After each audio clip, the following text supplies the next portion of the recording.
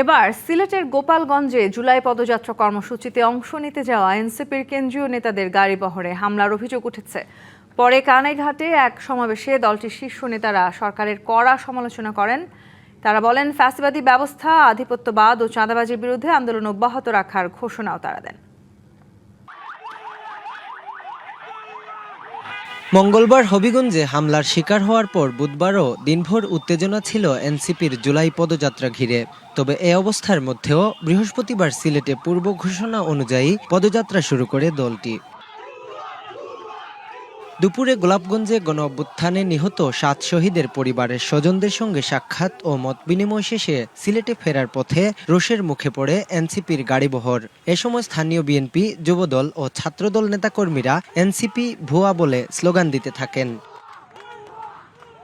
এক পর্যায়ে গাড়িবহরে ইটপাটকেল নিক্ষেপ করা হয়। এরপর ৫ মাইল এলাকায় দ্বিতীয় দফায় হামলার মুখে পড়ে এনসিপির গাড়িবহর। তবে এতে হতাহতের কোনো ঘটনা ঘটেনি। পুলিশি নিরাপত্তায় সেখান থেকে শাহজালাল বিজ্ঞান ও প্রযুক্তি বিশ্ববিদ্যালয়ে যান তারা। এরপর সন্ধ্যায় কানাইঘাটে পদযাত্রা শেষে সংক্ষিপ্ত সমাবেশ করে দলটি। সমাবেশে এনসিপি নেতা নাসির উদ্দিন পাটোয়ারি বলেন, বিএনপি সন্ত্রাসের পথ বেছে নিলে এনসিপিও তা মোকাবেলার জন্য প্রস্তুত।